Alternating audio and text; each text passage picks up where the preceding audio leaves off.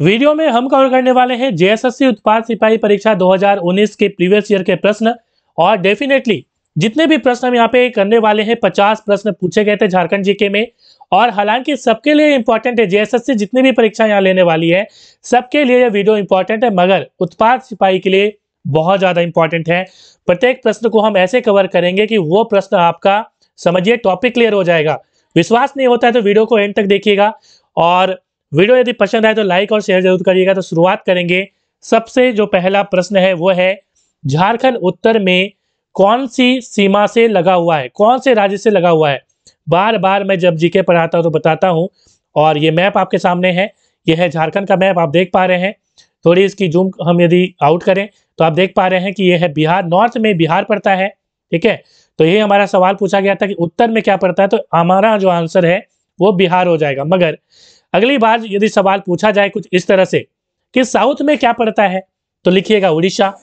यह है ईस्ट। पूर्व में क्या पड़ता है, तो पड़ता है वेस्ट बंगाल। और सबसे मजेदार बात, जो हमारा वेस्ट है, जो पश्चिम है, वहां पे दो राज्य मिलते हैं, उत्तर प्रदेश और छत्तीसगढ़। उत्तर प्रदेश एक ऐसा राज्य है जिसकी सीमा सबसे कम लगती है। यहाँ पे देखिए बस इतना सा सीमा लगता है। ये भी सवाल पूछा जा सकता है, याद रखिएगा। इस तरह के सवाल आ सकते हैं कि झारखंड के पश्चिम में कौन से राज्य लगते हैं, तो याद रखिएगा छत्तीसगढ़ और यूपी।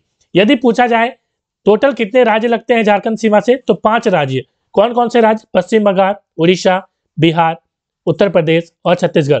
और एक सवाल सीमा से संबंधित पूछे जाते हैं, बता दूं यहाँ पे, खूंटी और लोहरदगा ऐसे 2 जिले हैं झारखंड के जिसकी सीमा दूसरे राज्य से नहीं लगती। देखिए अंदर में ही है, ये दूसरी सीमा के साथ जो है दूसरे राज्य के साथ साझा नहीं करता। तो चलेंगे नेक्स्ट सवाल की ओर। और अगला जो सवाल है वो है, झारखंड का राज्य पशु या राजकीय पशु भी लिखा आ सकता है, ठीक है, वो क्या है, तो आपको बिल्कुल बताना है कि ये हाथी है। ठीक है, अब चलिए कुछ सवाल और पूछे जाते हैं, उसको भी हम लोग कर लेते हैं। देखिए हमारे झारखंड की यहाँ बात करें तो स्टेट एनिमल तो हमने कहा कि एशियन एलिफेंट है, ठीक है, और स्टेट बर्ड जो है वो है एशियन कोयल। साथ ही साथ स्टेट फ्लावर की यहाँ बात करें तो फ्लावर हम बहुत इंपॉर्टेंट है, पलास का फूल जो है वो है। उसके बाद स्टेट की ट्री की हम बात करें तो साल का पेड़ जो है वो है। अब एक इंपॉर्टेंट सवाल पूछा जाता है, देखिए हम इम्बेलम को लेकर। देखिए झारखंड की जो इम्बेलम है वो चेंज कर दी गई है 14 अगस्त। आपको कमेंट में बताना है कि 14 अगस्त कब, क्या ये 2014 है या कब है, आपको बताना है कमेंट में कि ये इम्बेलम झारखंड की नई बना दी गई है। कौन सी बनाई गई है हम अभी देखने वाले हैं। हेमंत सोरेन जी ने इसे बदला है, इनकी सरकार ने बदला है, तो हम देख लेंगे उसे। मगर उसके पहले कुछ इम्बेलम के बारे में जान लेते हैं। देखिए ये हमारा झारखंड राज्य का इम्बेलम है, आप देख पा रहे हैं यहाँ पे इम्बेलम। अब यहाँ पे इम्बेलम में एक बहुत इंपॉर्टेंट चीज है समझने की कि क्या क्या चीज इसमें है, सवाल एग्जाम में पूछा जाता है। देखिए सबसे पहले ये जो आप देख पा रहे हैं ये हाथी की पिक्चर है, ठीक है, तो ये हाथी की पिक्चर है, याद रखिएगा हाथी है। उसके बाद यहाँ पे आप देख पा रहे हैं ये जो पिक्चर है ये पलास का जो है पिक्चर है। पलास फूल जो है झारखंड की जो राजकीय जो फूल है वो है पलास, और वही पलास फूल यहाँ पे आप देख पा रहे हैं। ठीक है, तो ये पलास फूल किसका घोतक है उसकी भी हम चर्चा आगे करेंगे, उसके पहले बात कर लेते हैं यहाँ पे। उसके बाद सेंटर की ओर देख पा रहे हैं ये सब जो है ये यहाँ की जनजातीय लोग हैं, ठीक है, तो लोग यहाँ पे बीच में है। उसके बाद सेंटर में क्या है, तो सेंटर में हमारा जो सत्यमेव जयते है, आपको पता है कि ये हमारा नेशनल इम्बेलम भी है, ठीक है, अशोक स्तंभ, वहां पे ये अशोक स्तंभ यहाँ पे है। अब देखिए यहाँ पे सत्यमेव जयते लिखा हुआ है, ये भी आप थोड़ा सा याद रखेंगे, और झारखंड सरकार इसके ऊपर लिखा गया। इसके बारे में थोड़ा सा हम चर्चा कर लेते हैं। तो लायन कैपिटल अशोका जो है वो सेंटर में है। जो लायन कैपिटल हमने देखा ये अशोक स्तंभ जिसे हम कहते हैं लायन कैपिटल, ठीक है, तो याद रखिएगा वो बीच में है। और सत्यमेव जयते इसका मोटो है, इसका जो मोटो है वो क्या है, तो उद्देश्य जो है इसका सत्यमेव जयते है, याद रखिएगा। चलिए आगे हम लोग बात कर लेते हैं पलास फ्लावर के बारे में। तो ये फ्लेम्स ऑफ जंगल को दिखाता है। ये जो पलास का फूल है, सवाल पूछा जा सकता है पलास का फूल क्या शो करता है, तो जंगलों में जो आग लगी हुई है ना वो शो करता है यहाँ पे, फ्लेम्स ऑफ द जंगल। चलिए नेक्स्ट सवाल की ओर चलेंगे, और अगला सवाल है बोकारो इस्पात संयंत्र के लिए मशहूर है। देखिए बोकारो इस्पात जो है जिसे हम कहते हैं बीएसपी, ठीक है, Bokaro steel plant BSP, Bokaro इस्पात संयंत्र जो है वो किसके लिए मशहूर है, तो आपको पता है स्टील के लिए मशहूर है, बोकारो में ये है, और ये सेल के अंदर steel authority of India limited, उसके बारे में भी सवाल पूछा जाता है, उसको भी हम कवर करेंगे अभी। देखिए ये किसके मदद से बनाया गया, यह सवाल पूछा गया है तो ये बनाया गया है सोवियत संघ। हो सकता है ऑप्शन में सोवियत संघ न देके रसिया दे दे, तो ये याद रखिएगा, या तो सोवियत संघ लिखिएगा या तो रसिया लिखिएगा, क्योंकि सोवियत संघ आगे टूट के रसिया बन गया है, आपको पता है। अभी सोवियत संघ का कोई अस्तित्व नहीं है। अब थोड़ा सा ट्रिक से जान लेते हैं। जो steel authority of India limited जो है, सेल आप देख पा रहे हैं, ठीक है। तो ये सेल के अलग अलग प्लांट हैं। दुर्गापुर में भी एक प्लांट है, आपको पता है भिलाई में एक प्लांट है। तो कुछ ट्रिक हम यहाँ पे दे रहे हैं, जैसे बोरू भीरू राजदुबे, ये ट्रिक है, आपको पता भी हो सकता है। बो का मतलब है बोकारो और रू का मतलब रसिया, मतलब बोकारो वाला रसिया ने बनाया है, या यूं कहे सोवियत संघ ने बनाया है। उसके बाद भिलाई वाला रूस ने बनाया है, जो कि मैंने यहाँ पे दिखाया, भिलाई, भी फॉर भिलाई, रू फॉर रूस, रा फॉर राउरकेला, ज फॉर जर्मनी, तो जर्मनी ने बनाया है, दू फॉर दुर्गापुर, और बे फॉर ब्रिटेन, तो ब्रिटेन ने बनाया है, याद रखिएगा। और स्टील अथॉरिटी ऑफ जो इंडिया लिमिटेड है, सेल, इसकी फुल फॉर्म याद रखिएगा, पूछा जा सकता है एग्जाम में। उसके बाद सोमा मंडल जी इसकी जो है करंट चेयरमैन है, आप देख पा रहे हैं इनको, ये है सोमा मंडल जी, और ये जो है अभी करंट चेयरमैन है सेल की। चलिए आगे हम लोग बात कर लेते हैं। मैथन डैम जो है वो निम्न में से कहाँ स्थित है? बहुत एग्जाम में पूछा गया है ये सवाल कई बार।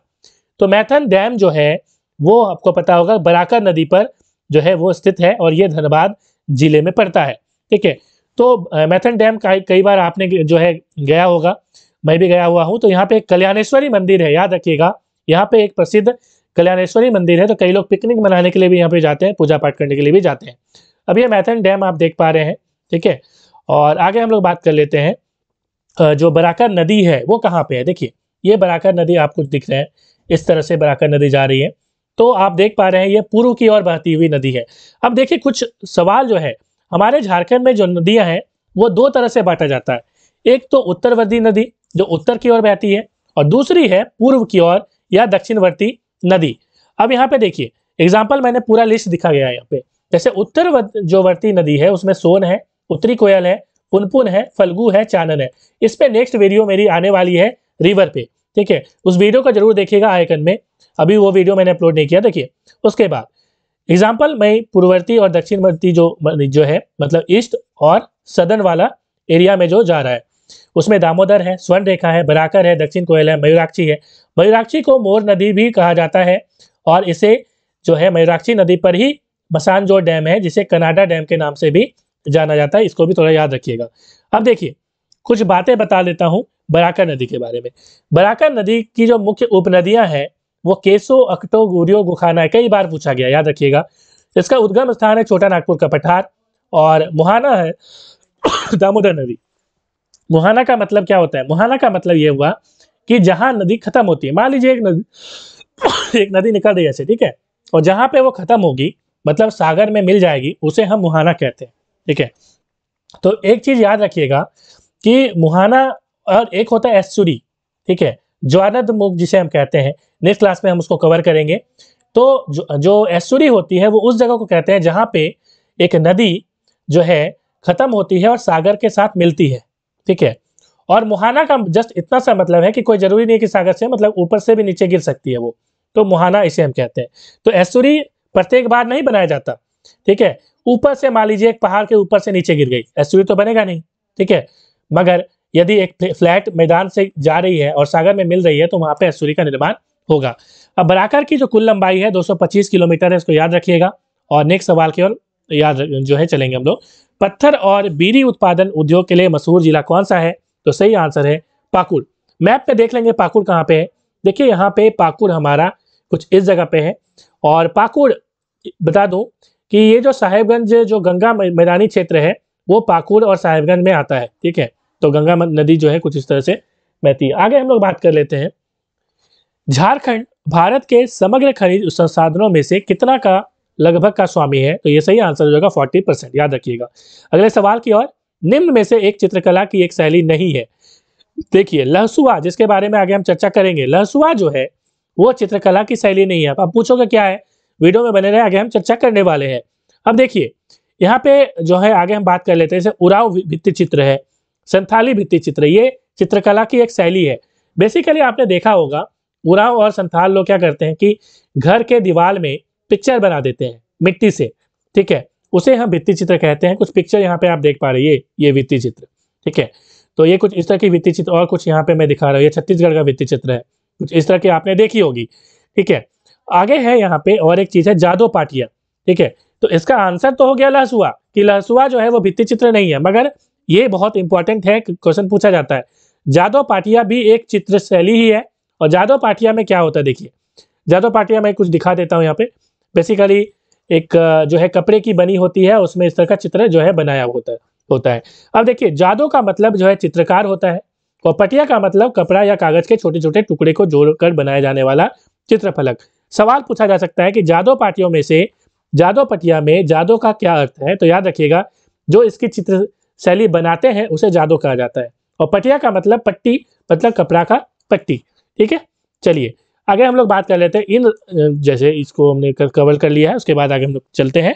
और अगला सवाल है, झारखंड में भारत के निम्न का 26% आरक्षित भंडार है। तो 26% क्या है, तो लो अयस्क है, याद रखिएगा आयरन ओर है। ठीक है, और आयरन ओर की हम बात करें तो 4 आयरन ओर बहुत फेमस है, आपको पता है, मैग्नेटाइट, लिमोनाइट, सिरेडाइट और पायराइट। ठीक है, चलिए अगले और सवाल की ओर चलेंगे। और आयरन ओर की हम बात करें तो आपको पता होगा कि जमशेदपुर जिला जो है, जमशेदपुर जो शहर है वो बहुत इंपॉर्टेंट है यहाँ पे आयरन ओर के रूप में, और वहाँ पे टाटा स्टील कंपनी है। सवाल पूछा जा सकता है। अब देखिए, 2011 की जनगणना के अनुसार झारखंड की साक्षरता दर कितनी है। सही आंसर है 66.41%। अगला सवाल है, नीलांबर और पीतांबर शाह नामक दोनों भाई जिन्होंने स्वतंत्रता आंदोलन के दौरान झारखंड के लिए अंग्रेजों के लिए मुसीबत खड़ी कर दी थी, निम्न के नेता थे। तो ये है सबर जनजाति के नेता थे। तो याद रखिएगा, और आपको पता है कि हम इस नाम से यूनिवर्सिटी भी है, नीलांबर पीतांबर यूनिवर्सिटी। और मेदिनीनगर जिसका पुराना नाम डाल्टनगंज है, डाल्टनगंज इसका पुराना नाम है, जो कि पड़ता है आपका पलामू जिले में। और एक बात बता दो, यहाँ पे मेदिनीनगर जो नाम रखा गया है वो मेदिनी रॉय के नाम से रखा गया है। आपको पता है मेदिनी रॉय यहाँ के फेमस राजा हुआ करते थे, मेदिनी रॉय। और यहाँ पे मेदिनी रॉय, और एक चीज बता दूं कि पलामू का किला भी जो है इसी जगह पे स्थित है। और पलामू का किला से और एक चीज याद आया, पलामू किला जो है उसके पीछे से एक रिवर बहती है जिसका नाम है औरंगा रिवर। ठीक है, औरंगा रिवर, और यूं कहें कि कोयल नदी यहाँ पे बहती है। ठीक है, और कोयल की एक सहायक नदी है औरंगा रिवर। चलिए अगले सवाल की ओर चलेंगे। अरुणा मिश्रा एक भारतीय क्या है, मुक्केबाज है। ठीक है, तो अरुणा मिश्रा जो है मुक्केबाज है। आप इनकी पिक्चर देख पा रहे हैं, गोल्ड मेडल 2003 के एशियन चैंपियनशिप में मिला था, और 2004 में वर्ल्ड कप, और 2011 में world police and fire games में भी इन्होंने पदक जीता था। ये उनकी पिक्चर आप देख पा रहे हैं, और बहुत इंपॉर्टेंट है। अगले सवाल की ओर चलेंगे। लांस नायक अल्बर्ट एक्का का मृत्यु निम्न जो है युद्ध लड़ते समय हुई थी। तो यहाँ पे सही आंसर हो जाएगा भारत पाक युद्ध 1971। कई बार मैंने इसकी चर्चा की है। ये अल्बर्ट एक्का जी हैं, इन्हें परमवीर चक्र से नवाजा गया था। 1971 का जो युद्ध है वो आपको पता है कि भारत और पाकिस्तान के बीच में लड़ा गया था। मुद्दा था बांग्लादेश। बांग्लादेश इसी युद्ध के बाद एक नया देश बनकर उभर कर आया पाकिस्तान से कटकर। और एक सवाल यहाँ पे पूछा जाता है, बांग्लादेश जो है किससे कटा। तो बांग्लादेश जो है वो पाकिस्तान से कटकर बना है। ठीक है, तो अगले सवाल की ओर चलेंगे। और अगला सवाल है, झारखंड राज्य के वर्तमान राज्यपाल कौन है। तो यहाँ पे देखिए, ये ऑप्शन नहीं था पहले। ठीक है, मगर अभी चूंकि करंट बदल चुका है, तो रमेश बैस हमारे अभी झारखंड के वर्तमान राज्यपाल है, याद रखिएगा। अगला सवाल, स्थान के आधार पर निम्न में से बेमेल की पहचान करनी है आपको। यहाँ पे देखिए, यहाँ पे जो है इसका ऑप्शन एक्चुअली में कहीं कोई भी सही नहीं है, मगर दसम जलप्रपात रांची में पड़ता है। ठीक है, इस तरह से आप सारे जलप्रपात यहाँ पे देखेंगे तो सदनी जलप्रपात जो है वो गुमला में पड़ेगा, बाकी जोधा आपको रांची में पड़ेगा, पंचघाघ जहाँ तक मुझे याद है कि खूंटी में पड़ता है। तो इसकी मैप आप देखेंगे तो लगभग एक ही जगह पड़ता है, गुमला भी आसपास ही है। तो यहाँ पे उसके हिसाब से कोई भी आंसर सही नहीं है। ठीक है, लेकिन चूंकि ये काफ़ी दूर है, ठीक है, ये गुमला आंसर आप कर सकते हैं। हालांकि ये क्वेश्चन ही गलत था पूरा। अब देखिए, कार्तिक के महीने में काले चंद्रमा के दौरान मनाया जाने वाला सबसे अधिक प्रसिद्ध जो है पर्व क्या है, मतलब अमावस्या के दिन कौन सा बनता है। तो यहाँ पे सही आंसर हो जाएगा बंदना। ठीक है, तो बंदना के बारे में यहाँ पे देखिए, ये बंदना में होता क्या है कि गाय बैल को जो है जनरली क्या किया जाता है, तो उसे सजा दिया जाता है। ठीक है, और मेरे गांव में ये फेस्टिवल को काफ़ी अच्छे से मनाया जाता है। ये हेमंत सोरेन जी आप देख पा रहे हैं मना रहे हैं। और ये बंदना पर्व जो है काफ़ी इंपॉर्टेंट है, जिसमें यहाँ पे गाय बैल की पूजा की जाती है। ठीक है, तो याद रखिएगा। अगला सवाल, यह पर्व मुख्यतः अविवाहित मतलब अनमैरिड जो लड़की होती है, जनजातीय लड़की, और मुख्यतः उत्तम उर्वरता और परिवार की खातिर मनाया जाता है। क्या होगा? जावा। ठीक है, याद रखिएगा, जावा। चलिए नेक्स्ट सवाल की ओर चलेंगे और अगला सवाल है, निम्न कथन की सहायता से पर्व की पहचान करें। गांव का पुजारी मिट्टी के 3 पात्र लेता है, उन्हें ताजे पानी में भरता है, मतलब ताजा पानी भर दिया। अगले दिन सुबह वह मिट्टी के 3 पात्रों को देखता है और इसमें देखता है कि लेवल तो कम नहीं हो गया। यदि लेवल कम हो गया है तो भविष्यवाणी करता है कि भाई उत्तम वर्षा जो है वो नहीं होगा, और यदि पानी का स्तर जो है उतना ही रहता है, सामान्य रहता है, तो वो कहता है कि भाई बहुत ही अच्छी बारिश होने वाली है। ठीक है, तो ये जो है सरहुल इसे हम कहते हैं। साल की पूजा इसमें जनरली होती है। हालांकि ये त्योहार अलग अलग जगह में अलग तरीके से मनाई जाती है, तो थोड़ा सा हम बता दें यहाँ। सरहुल का शाब्दिक अर्थ साल की पूजा होता है। ठीक है, और धरती माता को यह समर्पित है, और यहाँ पे आप देख पा रहे हैं साल की का वृक्ष है और लोग पूजा कर रहे हैं, और यहाँ पे काफ़ी इंपॉर्टेंट है। अब यहाँ पे और एक चीज़ इंपॉर्टेंट बता दूँ, ये जो साल का जो फूल होता है, ये जो पाहन होता है, जो पुजारी यहाँ का कहलाता है, वो क्या करता है कि प्रत्येक घर में ये खोस देता है छप्पर में। ठीक है, थोड़ा सा ये भी याद रखिएगा। अब चलिए अगला सवाल, सरदारी जो आंदोलन है वो किस कारण से हुआ था? तो इसमें दोनों ही कारण था, बेगारी भी था और बिचौलियों द्वारा गैर कानूनी ढंग से किराए में वृद्धि भी था, तो दोनों सही आंसर होगा। कुछ बता दूं इसके बारे में। जो सरदारी आंदोलन है यह मूलतः जमींदारों के विरुद्ध था, जो जनजातियों की सरदारी छीन जाने से उत्पन्न हुआ था। जनजाति लोगों में जो है सरदार हुआ करते थे, उनमें से जो सरदारी है वो छीन ले गए थे, जिसके कारण ये विद्रोह हुआ था। समस्या के समाधान हेतु 1869 में छोटा नागपुर टेंसफुल एक्ट जो है ये लागू हुआ था, लेकिन अभी भी पूरी शिकायतें खत्म नहीं हुई, इसका सॉल्यूशन निकला नहीं, जिसके कारण सरदारों ने जो है यहाँ पे मुंडा सरदारों ने ये आंदोलन शुरू किया। चलेंगे नेक्स्ट प्रश्न की ओर। ताना भगत आंदोलन कब शुरू हुआ? ताना भगत जो आंदोलन है ये 1914 में स्टार्ट हुआ, और जतरा भगत या जतरा उरांव जनजाति के लोग इन्होंने ताना भगत आंदोलन शुरू किया था। और जतरा भगत या जतरा उरांव जो भी ऑप्शन में रहेगा याद रखिएगा, यदि सवाल नेक्स्ट टाइम पूछा जाए कि जो ताना भगत आंदोलन है वो किसने स्टार्ट किया था, तो जतरा उरांव ने, और ये 1914 में स्टार्ट किया गया था। अगला सवाल, पहला जनजातीय नेता जिसने अंग्रेजों के विरुद्ध हथियार उठाया था, सही आंसर है तिलका मांझी, जिन्हें जो है पेड़ से लटकाकर फांसी दे दी गई थी 1875 में। और तिलका मांझी जो कि भागलपुर में स्थित है, और तिलका मांझी जी का जो जन्म है वो कहाँ हुआ था, तो ये हुआ था सुल्तानगंज, जो कि आज बिहार में है। ठीक है, जहाँ पे लोग जो है जल भरकर, आपको पता है देवघर में जल चढ़ाते हैं। अगला सवाल, संयुक्त राष्ट्र विकास कार्यक्रम द्वारा तैयार की गई बहुआयामी निर्धनता सूचकांक 2018 रिपोर्ट तथा ऑक्सफोर्ड निर्धनता और जो मानव विकास पहल झारखंड के बारे में निम्न अभिमत व्यक्त करते हैं। तो यहाँ पे सही आंसर है बी, लेकिन ये इंपॉर्टेंट नहीं है, आपसे अब नहीं पूछेगा, याद उसको रहने दीजिए। झारखंड की कृषि अर्थव्यवस्था की विशेषता निम्न द्वारा बताई गई है। तो यहाँ पे याद रखिएगा कि ये सही आंसर है प्रकृति पर निर्भरता, रूप में धान एकल फसल, उसके बाद ये सारी चीज़ें जो है सही है। उसके बाद हम लोग बात कर लेते हैं छऊ नृत्य के बारे में। तो डांस जितना भी होगा उसको कवर करिएगा। और छऊ नृत्य की 3 शैलियाँ देखने में आती हैं, जिनका नामकरण उनके निष्पादन स्थल के रूप में किया जाता है। तो देखिए हम लोग बात करें तो झारखंड में कौन सा स्थान है जिसके कारण इसका नाम हुआ है, तो याद रखिएगा सरायकेला में ये काफ़ी फेमस है। ठीक है, और छऊ नृत्य कुछ इस तरह की डांस होती है, लोग सजते धसते हैं और डांस करते हैं इस तरह से। अगला सवाल, उरांव कोम्बकट जो है वो क्या है, तो ये एक चित्रकला है, याद रखिएगा। अगला सवाल है, झारखंड के इस लोक नृत्य का नाम एक वृक्ष के नाम पर पड़ा है, तो सही नाम हो जाएगा यहाँ पे कर्मा। ठीक है, तो याद रखिएगा कर्मा यहाँ पे सही आंसर होगा। अगला सवाल है यहाँ पे अगला सवाल है, यह एक लोक नृत्य है जिसका निष्पादन विवाह के दौरान दूल्हे के परिवार में किया जाता है, तो ये डमकच जो है इसका सही आंसर हो जाएगा। अगला सवाल, ये डमकच आप देख पा रहे हैं कुछ इस तरह का होता है। अगला सवाल, इनमें से एक भारतीय आर्य भाषा नहीं है, तो सही आंसर हो जाएगा कोरबा। अगला सवाल, संथाली लिपि औलचिकी का आविष्कार किसने किया था, यहाँ पे सही आंसर हो जाएगा पंडित रघुनाथ मुर्मू जी। कई बार इसके बारे में मैंने बताया है, और ये है पंडित रघुनाथ मुर्मू जी। अगला सवाल, अबरक की खाने अधिकतर निम्न जिले में पाई जाती है, सही आंसर हो जाएगा गिरिडीह और कोडरमा। मैंने एक लाइव टेस्ट लिया था, उसमें मैंने बताया था इसके बारे में कि गिरिडीह और कोडरमा दोनों में ये मिलता है। चलिए अगले सवाल की ओर चलेंगे। 2011 की जनगणना के अनुसार झारखंड का सबसे कम जनसंख्या वाला जिला कौन सा है, सही आंसर हो जाएगा लोहरदगा। मगर यदि सवाल उलट के पूछ लिया जाए कि सबसे कम घनत्व वाला, देखिए एक होता है सबसे कम जनसंख्या, किसी जगह पे यदि नंबर ऑफ पीपल्स कम है तो उसे हम कहेंगे सबसे कम जनसंख्या। मगर यदि एक यूनिट एरिया में जो है, ठीक है, एक यूनिट एरिया में लोग ज्यादा रह रहे हैं तो उसे हम कहेंगे जो है जो जनसंख्या घनत्व है वो ज्यादा है। जैसे बिहार का जनसंख्या घनत्व पूरे इंडिया में टॉप में नंबर 1 में है, ठीक है, और यहाँ पे बंगाल का नंबर 2 है, ठीक है। अब देखिए सबसे जो कम जनसंख्या घनत्व यदि पूछ लिया जाता है यहाँ पे जनसंख्या घनत्व वाला जिला, तो वो याद हो जाता सिमडेगा होगा, ठीक है, याद रखिएगा। और एक सवाल यहाँ पे पूछा जाता है कि सबसे अधिक जनसंख्या वाला जिला कौन सा है, तो रांची है, ठीक है।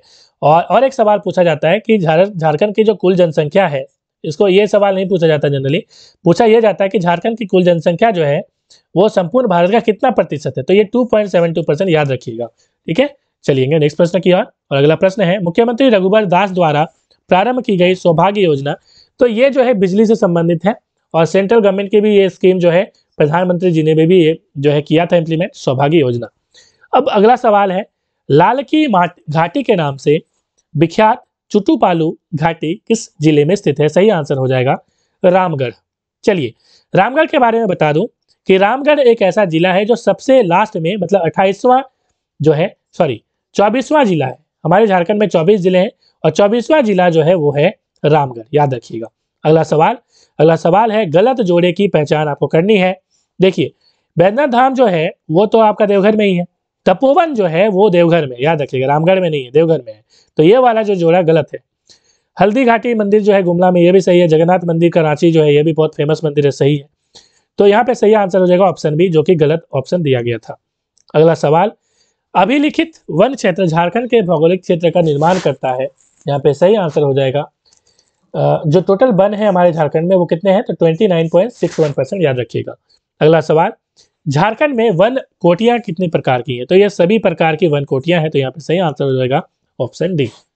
अगला सवाल लावालौंग वन जंतु अभ्यारण्य निम्न के भीतर स्थित है, तो सही आंसर हो जाएगा चतरा जिला में।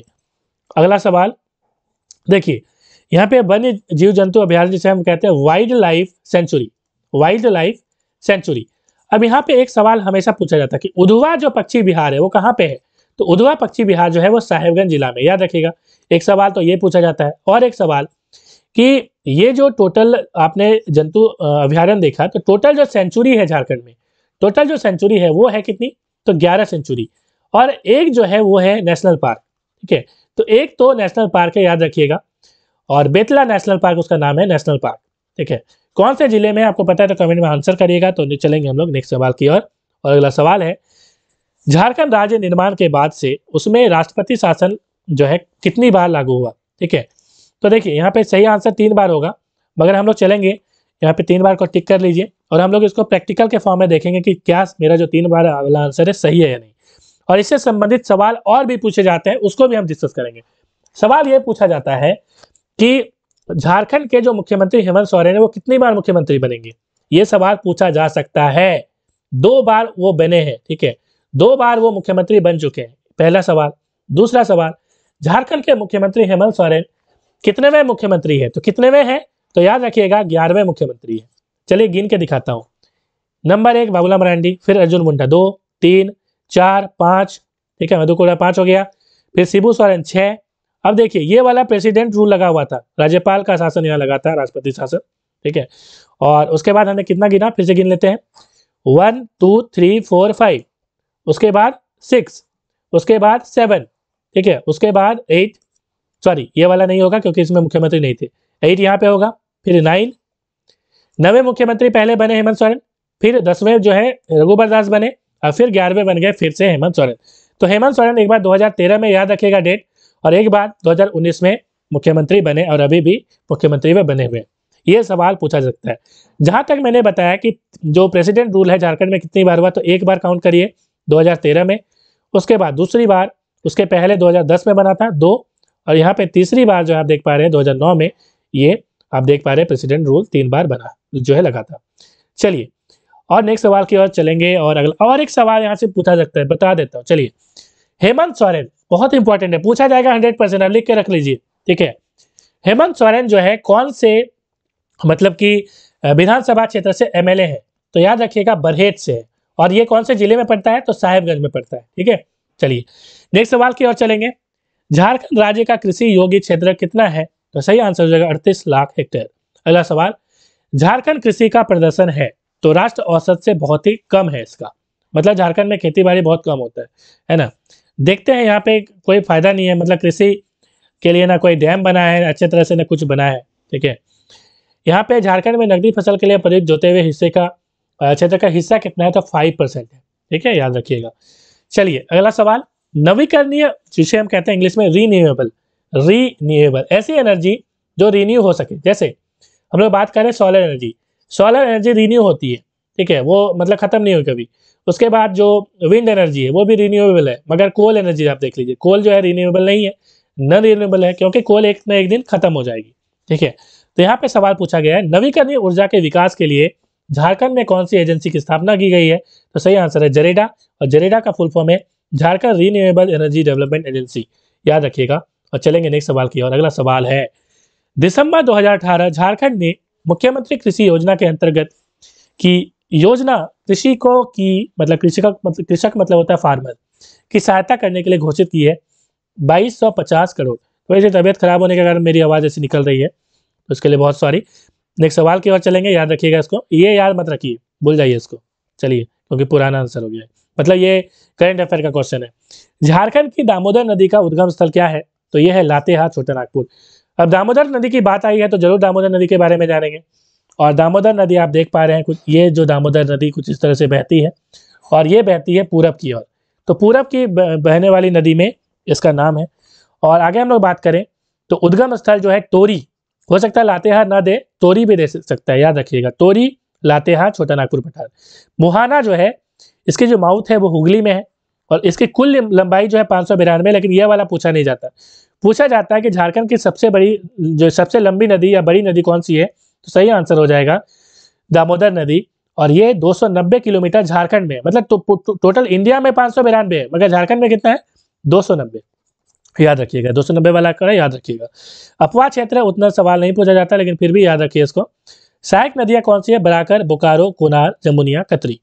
अब उपनाम क्या है इसका, ये वाला सवाल पूछा जाता है, ये उतना याद मत रखिए, उपनाम जरूर याद रखिए। बंगाल का शोक पहले कहा जाता था इसे सौरव बंगाल, क्योंकि ये बाढ़ लेके आ जाती है जो है बंगाल में कभी भी, इसलिए इसे बंगाल का शोक कहा जाता था। हालांकि अभी डैम वगैरह बन गई है तो ये प्रॉब्लम खत्म हो गई है।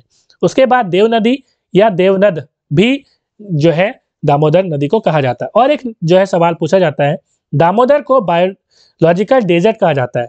ठीक है, जैविक मरुस्थल से हिंदी में कहेंगे जैविक मरुस्थल किसे कहा जाता है, तो ये कहा जाता है मतलब दामोदर, इस क्योंकि इसमें काफी ज्यादा प्रदूषित नदी है, यह सर्वाधिक प्रदूषित नदी जो है झारखंड की है, इसलिए याद रखिएगा।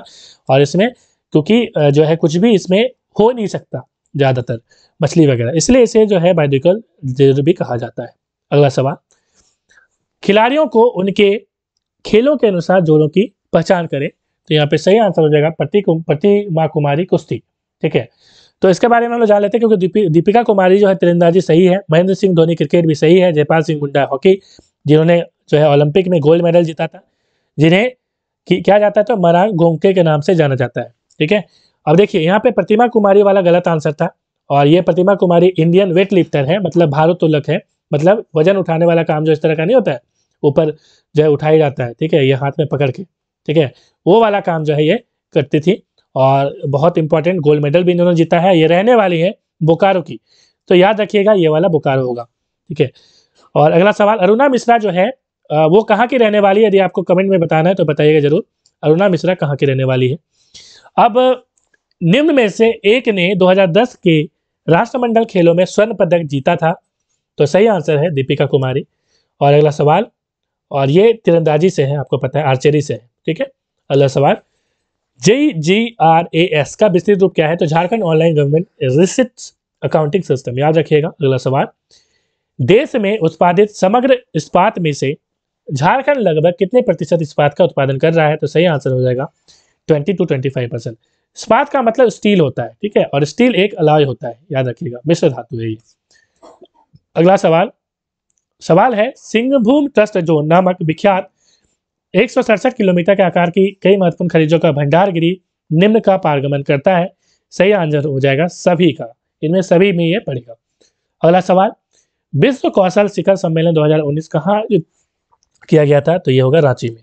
ठीक है, तो अगला सवाल, इन्हें हाल में 2019 वर्ष के लिए Laureus sports for good award जो है वो दिया गया था।